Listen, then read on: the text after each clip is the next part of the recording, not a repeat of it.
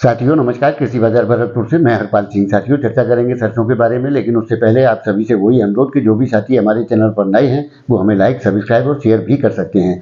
साथियों सप्ताह का अंतिम दिन है और महीना का पहला दिन, यानी कि ये जून माह कई मायनों में बहुत अहम होने वाला है, क्योंकि इसी महीने में मानसून की सक्रियता के समाचार आने हैं और उसी प्रकार से नई सरकार का गठन होना है, जिसके चलते आगामी दौर में कृषि उद्योग और कृषि के लिए क्या रीति नीतियां तय होंगी उसकी स्थितियां भी स्पष्ट होने लगेंगी।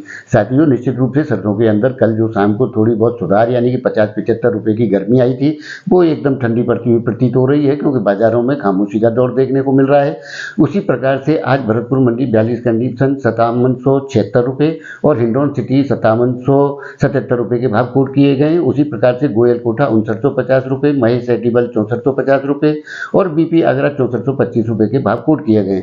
हो सकता है साथियों शाम तक आने वाले दौर के अंदर 25-50 रुपये की नरमी, 25-30 रुपये की नरमी के रुख देखने को मिल सकते हैं, ऐसी संभावनाएं प्रतीत होती हैं, क्योंकि महेश एडिबल और बीपी आगरा के भाव निश्चित रूप से 25 रुपये का जो अंतर होता है वो थोड़े समय के अंतराल के बाद बराबर होता हुआ प्रतीत होता रहा है।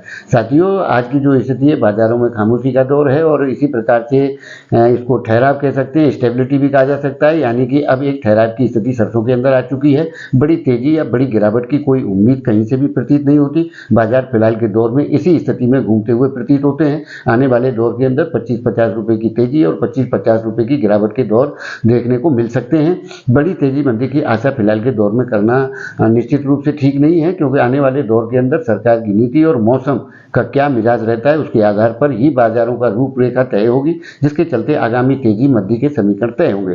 साथियों निश्चित रूप से मानसून की सक्रियता बहुत बेहतर बताई जा रही है और उसी प्रकार से लगता है कि सरकार की आने वाले दौर के अंदर जो कृषि क्षेत्र में लगे हुए प्रतिबंध है, सरकार उसमें राहत देने का प्रयास करेगी, ऐसी उम्मीद की जा सकती है, क्योंकि लंबे समय से कृषि उद्योग और किसान कई चीज़ों यानी कि समस्याओं से ग्रसित है, जिसके चलते उद्योग और व्यापार में आयात और निर्यात में बड़े फर्क देखने को मिल रहे हैं।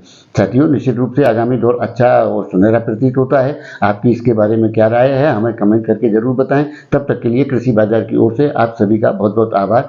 धन्यवाद।